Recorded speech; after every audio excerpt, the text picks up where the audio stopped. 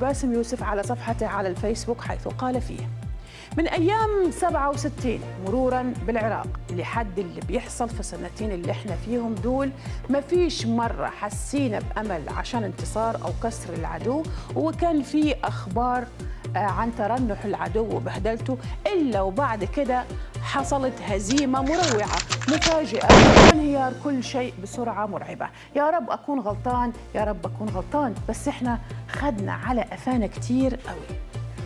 مشاهدينا، التفاعل كان كبيرا مع منشور باسم بين منتقد وبين من هو مؤيد له.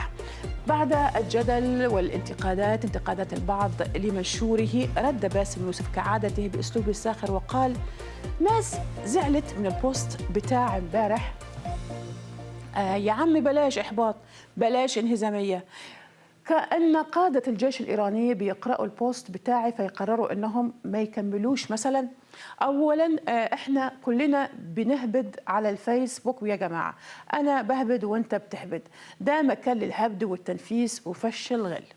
تاني حاجة، لو كلامي ما عجبكش أرد عليه، ما فيش حاجة مستاهلة أصل الكون، مش تشات جي بي تي تكتب حاجة يعملها لك.